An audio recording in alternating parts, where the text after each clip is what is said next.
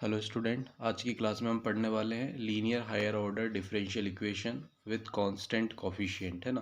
तो linear differential equation जो रहती है हमारी, कुछ इस तरीके से फॉर्म में दिखाई देगी। D N Y upon D x की पावर एन प्लस ए one D N minus one Y upon D x की power N minus one plus A two D N minus two Y upon D x की power N minus two plus days days A N minus one D Y by D X plus A N Y equal to Q, इस फॉर्म में हमें दिखाई देगी। अब यहाँ पे जो हमारे पास जो टर्म्स दिखाई दे रही है, a one a two a three dash dash a n, है ना। तो ये सभी क्या रहेंगे, या तो हमारा ये कांस्टेंट हो सकते हैं या एक्स का फंक्शन भी हो सकते हैं, या तो कांस्टेंट हो सकते हैं या एक्स का फंक्शन भी हो सकता है। यदि ये सभी कांस्टेंट है, a one a two a three, इन सब की वैल्यू यदि कांस्टेंट होगी तो इस इक्वेशन को हम क्या बोलेंगे, linear differential equation of nth order with constant coefficient. यदि ये ए वन ए टू की वैल्यू हमारी कांस्टेंट है, जैसे टू थ्री फोर, या कोई कांस्टेंट टर्म फिक्स हो, तो उसके लिए हम इस इक्वेशन को बोलेंगे linear higher order differential equation with constant coefficient. ठीक है। अब यहाँ पे हमारे पास जो पहला केस आता है, यदि हमारे पास केस वन हम लेके चल रहे हैं, इस इक्वेशन में यदि q की वैल्यू जीरो हो, है ना, कि जो हमारे पास यहाँ पे जो वैल्यू दे रखी है इक्वल टू q, यदि ये जीरो होगा तो इस इक्वेशन को हम बोलते हैं homogeneous linear differential equation of nth order. यदि q की वैल्यू जीरो है इस इक्वेशन में तो हम उसको बोलेंगे होमोजीनियस, और यदि q की value not equal to zero, then equation one is called non homogeneous linear differential equation of nth order. मतलब q की वैल्यू यदि जीरो होगी तो उसको अपन बोलेंगे होमोजीनियस, और q की वैल्यू यदि यहाँ पे नॉट इक्वल टू जीरो है तो उसको अपन क्या बोलेंगे, नॉन होमोजीनियस इक्वेशन। ठीक है। अब जब भी हम इस टाइप की इक्वेशन की बात करेंगे तो इस टाइप की इक्वेशन का देखो हमारा पूरा जो काम है मेन है, जनरल उसका जो मेन सॉल्यूशन है वो निकालना। तो इस टाइप की इक्वेशन का जो सॉल्यूशन होगा वो इस तरीके से निकालेंगे, y equal to C F plus P I. अब सी एफ क्या रहेगा यहाँ पे, सी एफ हमारा यहाँ पे होता है कॉम्प्लीमेंट्री फंक्शन, और पी आई हमारा यहाँ पे होगा पर्टिकुलर इंटीग्रल, है ना। इन दोनों को निकाल के यदि हम ऐड करेंगे तो हमारा क्या निकल के आ जाएगा, जो भी इक्वेशन दे रखी होगी उसका सॉल्यूशन निकल के आ जाएगा, है ना। या इसी को y equal to C F plus P I की जगह इस तरह से भी लिख सकते हैं, y equal to Y C plus Y P. Y C यही हो जाएगा अपना कॉम्प्लीमेंट्री फंक्शन, और वाई पी हो जाएगा हमारा पर्टिकुलर इंटीग्रल।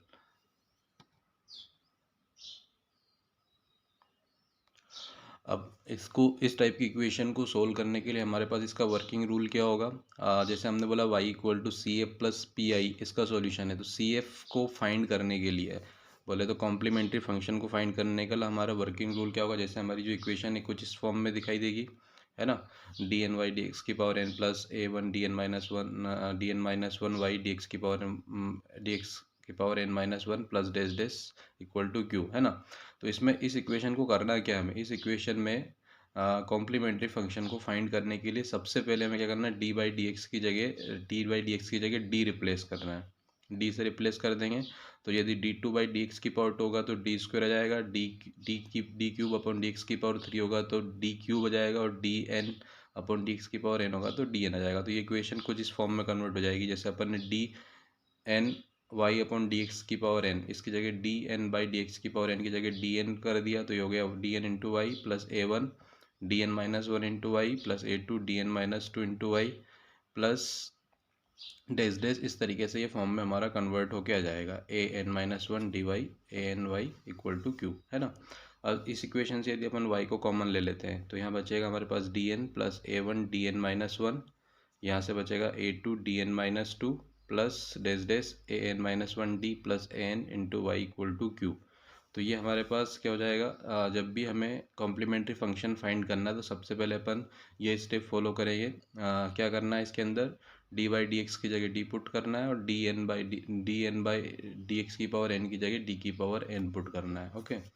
अब ये इस तरीके से कन्वर्ट करने के बाद हमें क्या करना है, फर्स्ट हमें इसकी ऑक्सिलरी इक्वेशन को फाइंड करना। ऑक्सिलरी इक्वेशन या इसको बोलेंगे करेक्टरिस्टिक्स इक्वेशन।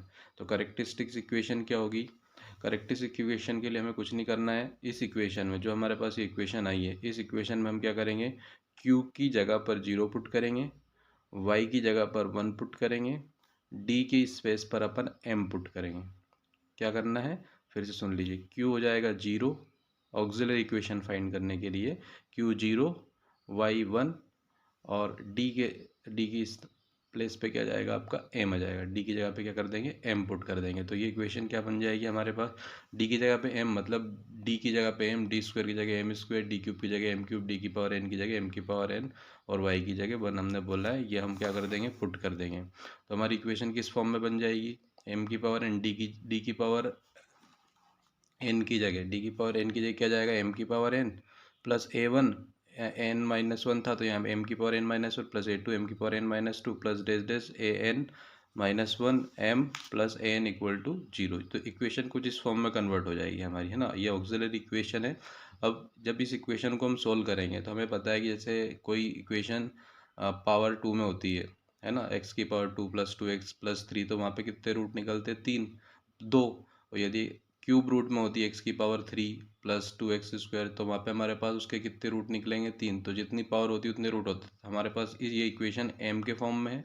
यदि हम इसको सॉल्व करते हैं तो हमारे पास m के n रूट निकलेंगे, है ना। m के हमारे पास n वैल्यू आ सकती है। तो उन n वैल्यू को निकालने के लिए हमें क्या करना,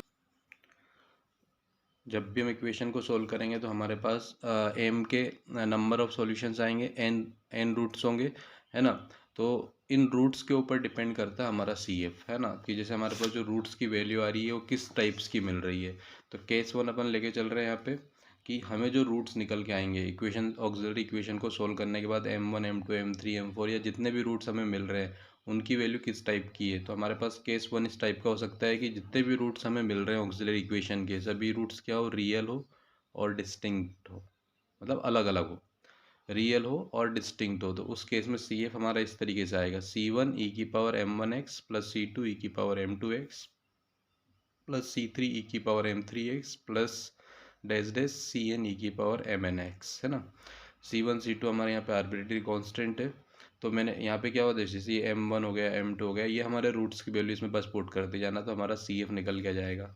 केस 2, इस वाले केस में क्या था, हमारे सभी रूट्स रियल एंड डिस्टिंक्ट है। अब अगले वाले केस में हम बोल रहे हैं कि हमारे रूट्स रियल तो है बट इक्वल है, रियल एंड इक्वल। इक्वल मतलब जैसे m1 m2 m3 हम जो निकाल रहे हैं वो सभी क्या होंगे, आपस में बराबर होंगे। तो इसमें अपन क्या कर रहे हैं, इफ़, इसके अंदर भी दो केस लेके चल रहे हैं अपन, if two roots are equal, जैसे हमने बोला m1 m2 आपस में बराबर है, उनको क्या बोल दे रहे हैं अपन, मान ले रहे हैं कि m मान लिया है ना, दोनों बराबर, तो एक वैल्यू मान लिया अपन m। देन CF क्या होगा, CF इस तरह से लिखेंगे फिर C1 प्लस C2x e की पावर mx, क्योंकि m1 m2 बराबर है तो अपन ने इसको इस तरह से लिख दिया, है ना। तो C1 प्लस C2x e की पावर mx, जब रूट्स इक्वल होंगे, है ना, रियल होंगे और इक्वल होंगे तो इस तरीके से लिखेंगे। और यदि तीन रूट्स इक्वल होंगे, है ना, m1 m2 m3 तीन रूट्स हमें मिले इक्वेशन के और तीनों बराबर रहते, उसको अपन ने मान लिया m, तो यहाँ पे क्या बनेगा, CF इक्वल टू, देखो स्टार्ट वैसे ही करना है, C1 plus C2x plus C3x square हो जाएगा, प्लस C3x स्क्वायर इंटू ई की पावर mx। तो ये केस 2 हो गया हमारा, पहला केस हो गया जिसमें रूट्स क्या होंगे, real and distinct. Second case हो गया हमारे पास जिसमें रूट्स क्या होंगे, हमारे इक्वल होंगे एंड रियल, है ना। अब केस थर्ड हम बात कर रहे हैं, when some roots of auxiliary equation are imaginary, imaginary हो, जैसे आयोटा पढ़ा होगा अपना, आयोटा के फॉर्म में आयोटा की वैल्यू होती है √-1, है ना। तो जब भी हम इमेजिनरी रूट की बात करेंगे तो if auxiliary equation and one pair of imaginary roots that is two roots are imaginary, जैसे alpha plus minus iota beta के फॉर्म में हमें मिलेगा, तो दैट इज़ हम बोल देते हैं कि m1 हमें इस तरह से मिल रहा है, पहला root alpha plus iota beta, और m2 मिल रहा है अल्फ़ा माइनस आयोटा बीटा। इसका मतलब जैसे अल्फ़ा की जगह 2 हो सकता है प्लस आयोटा 3 हो सकता है ना। आयोटा मतलब ये √-1, जब जो भी वैल्यू अंडर रूट के अंदर माइनस में होगी उसको अपन इस फॉर्म में इस तरह से लिख सकते हैं, उसको इमेजनरी रूट्स बोलते हैं ना। तो जब इस टाइप के रूट्स मिलेंगे तो उसका सॉल्यूशन क्या होगा, CF हम उसका लिखेंगे e की पावर अल्फ़ा एक्स, जो पहली टर्म रहेगी, plus cos beta C1 cos beta x plus C2 sine beta X, इस तरीके से लिख सकते हैं। दूसरा तरीका ये है इस तरीके से भी हम लिख सकते हैं, CF C1 e की power alpha x into cos beta x plus C2, या कोस की जगह आप लिख सकते हैं sign beta x plus C2, इस तरीके से भी हम इसको लिख सकते हैं। ठीक है, तो ये हो गया हमारा केस थर्ड। अब नेक्स्ट हम बात करते हैं केस 4 की। तो केस 4 में क्या होगा, नहीं अभी केस थर्ड में अपन ने बोला टू रूट्स के लिए, यदि थ्री रूट्स हमारे क्या हो, हाँ मतलब टू रूट्स हो गए। अब जब भी इमेजिनरी रूट्स की हम बात करेंगे तो पेयर में होते हैं, है ना। तो यदि ऑक्सिलरी इक्वेशन के टू पेयर इमेजिनरी रूट्स मतलब फोर रूट्स आर इमेजिनरी, है ना। उसमें पहले वाले केस में अपन ने बोला वन पेयर, मतलब वन पेयर मतलब अपन ने क्या मान लिया, M1 को माना था alpha plus minus iota beta, alpha plus iota beta, और एक हो गया था अल्फा माइनस आयोटा बीटा। अब यहाँ पे दो पेयर है, तो alpha plus minus iota beta और alpha plus minus iota beta. तो M1 इक्वल टू M2 अपन ने बोल दिया अल्फा प्लस आयोटा बीटा, और M3 इक्वल टू M4 बोल दिया अल्फा माइनस आयोटा बीटा। मतलब दो पेयर आ गए, मतलब चार रूट से। तो ये भी हमारे पास क्या है, इमेजनरी है। तो ई की power alpha X, C F क्या होगा, ई की power alpha X bracket C1 plus C2x cos beta X पहला, C1 plus C2x cos beta x plus C3 plus C4x sine beta X, जैसे अपन ने उसके अंदर देखा था इक्वल रूट्स के अंदर, उसी तरीके का फॉर्मेट है, क्योंकि ये इसके लिए इक्वल हो गया, ये इसके लिए इक्वल होगा, तो उस फॉर्म में आप इसको को लिख सकते हैं। ठीक है, ये काफ़ी इंपॉर्टेंट है, हमें इनको थोड़ा सा एक बार ध्यान से देखना पड़ेगा और इनको कहीं पर हम अच्छे से नोट कर लें, है ना, क्योंकि इसके